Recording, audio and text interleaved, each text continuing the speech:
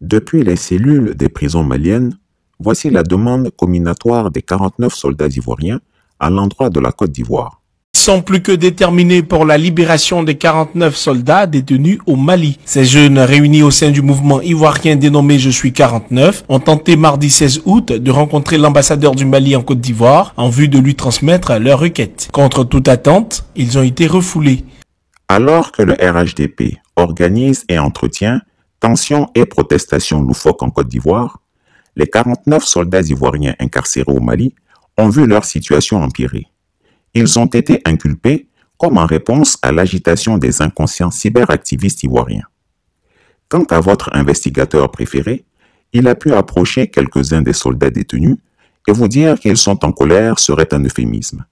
Ils ne comprennent pas que le gouvernement ivoirien ne fasse rien de concret pour obtenir leur libération, mais bien au contraire, celui-ci campe sur sa position orgueilleuse. Puis ces soldats se disent choqués, outrés et clament leur profond dégoût vis-à-vis de la stratégie gouvernementale qui consiste à les enfoncer un peu plus par des déclarations aussi irresponsables qu'idiotes. Ils sont plus que courroucés par les sorties des microbes du RHDP, à telle enseigne qu'ils en arrivent à penser que ces derniers ne souhaitent pas réellement leur libération. Les malheureux réalisent qu'ils sont en fait le fonds de commerce des cyberactivistes et autres désœuvrés qui ne rêvent que de billets de banque. Certains des soldats incarcérés à Bamako ont été formels. Ils bâtonneront sans pitié ces jeunes écervelés du RHDP qui, par leurs agissements irresponsables, contribuent à détériorer leurs conditions de détention. Ils reprochent à ces inconscients de ne rien savoir sur la vie carcérale au Mali. En tout cas, les soldats ivoiriens emprisonnés, qui ont eu la possibilité de s'exprimer, ont demandé pardon au peuple malien. Ils ont demandé la clémence des autorités de la transition malienne. Ils ont supplié que les dirigeants maliens regardent Dieu, Allah, plutôt que le dictateur des lagunes, Alassane Ouattara. Ils se disent en parfaite opposition vis-à-vis des procédures du gouvernement ivoirien. Humbles, ces soldats demandent à Alassane Ouattara, chef suprême des armées, d'arrêter son arrogance et de demander pardon au Mali. Amis des populations frères et sœurs, par conséquent, il n'est pas question pour nous de nous engager dans une quelconque tentative de déstabilisation. Vous dites de faire la transparence, je pense que c'est les Nations Unies qui doivent faire la transparence totale dans cette affaire. Dans un premier temps, les équipes de l'ONU, tant à New York qu'à Bamako, ont corroboré la version ivoirienne. Mais après recoupement, de nouvelles informations ont permis de dévoiler que les soldats ivoiriens n'étaient pas considérés comme des éléments nationaux de soutien des NSE par les Nations Unies. Et pour l'organisation, il s'agissait avant tout d'une affaire bilatérale. Cela a été confirmé par Farhan Fak, porte-parole des Nations Unies. Les troupes ivoiriennes n'appartiennent pas aux forces de la MINUSMA. Une requête de la Côte d'Ivoire pour déployer des éléments nationaux de soutien a été approuvée en 2019. Cependant, aucune troupe n'a été déployée sous cette convention depuis ce moment-là. Nous encourageons vivement les deux pays à travailler ensemble pour résoudre la situation et permettre la libération des troupes détenues. En clair, Abidjan a bien signé une convention en 2019 avec l'ONU pour pouvoir déployer ses soutiens logistiques, mais si des soldats ont été envoyés à Bamako ces 3 dernières années, eh bien cela n'a pas été organisé dans le cadre de cette convention et au final, ils n'étaient juridiquement, légalement, administrativement pas considérés comme des NSE. S'agit-il d'un simple cafouillage administratif, d'une erreur de formalisation? La faute incombe-t-elle à l'armée ivoirienne ou aux équipes onusiennes? Des questions restent en suspens, mais voilà déjà un éclairage qui permet d'expliquer les divergences entre les versions. David Bachet, Karine Auton, Paris-New York, RFI. Chris Yapi a été frappé par la très grande humilité de ses soldats et par leur sagesse qui tranche avec l'arrogance du pouvoir d'Abidjan. Quoi qu'il en soit, Chris Yapi a fait son devoir, qui était de transmettre le message des 49 soldats emprisonnés au Mali aux autorités ivoiriennes. Eh bien, c'est fait.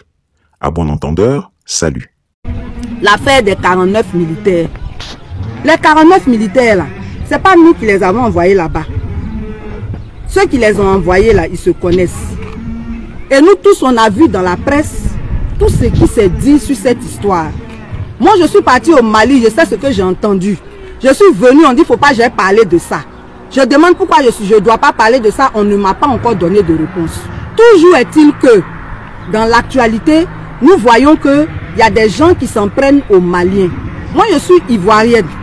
Je dois défendre l'État de Côte d'Ivoire. Je dois défendre mon pays. Mais en même temps, autant il y a des étrangers ici, autant il y a des Ivoiriens qui sont étrangers ailleurs. Donc, dans le traitement qu'on a envers les étrangers là, on doit penser aussi à nos frères qui sont ailleurs. C'est de ça qu'il s'agit. Donc, quand je parle, c'est pas que je défende les Maliens, mais il faut qu'on soit objectif. Cette affaire-là, qui a commencé? C'est nous qui avons commencé. Donc, a priori, là, c'est nous qui avons tort. Je dis bien a priori. Mais pourquoi est-ce qu'on ne prend pas les dispositions qu'il faut pour régler ce problème à l'amiable et puis on menace les Maliens? Tu me provoques et puis tu me menaces. Ça veut dire quoi?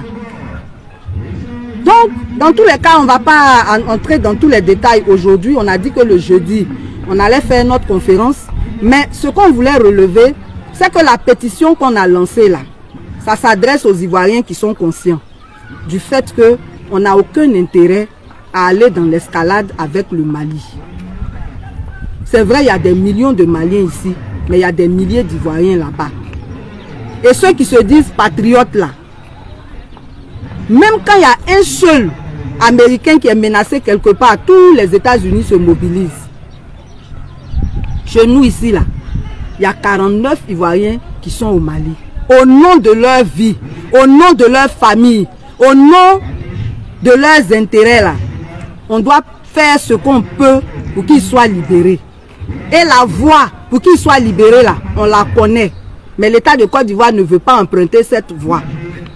Et on est dans la violence verbale, on autorise des manifestations qui agressent les Maliens.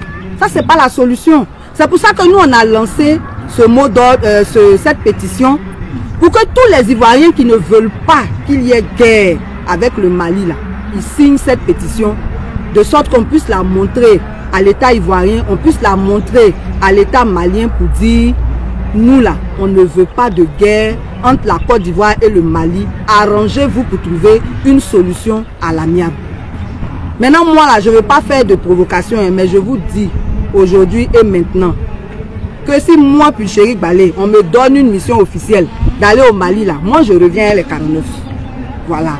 Parce que c'est une affaire de négociation, c'est pas une affaire de bras de fer. Maintenant, si l'État de Côte d'Ivoire a d'autres intérêts que nous ignorons pour encourager qu'il y ait l'escalade, qu'on nous le dise.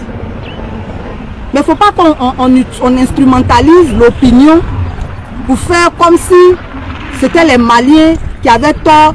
Les 49 militaires, là, si c'était le Mali qui nous avait envoyé les 49 militaires dans les mêmes circonstances, mais on n'allait même pas attendre un mois avant de les condamner.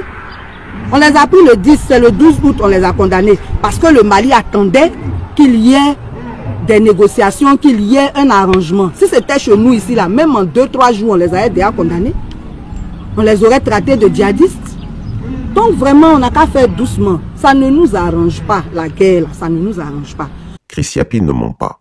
Retrouvez Chris Yapi sur son nouveau compte Twitter, ses 2 chaînes YouTube, sa chaîne Dailymotion, Instagram et Mediapart.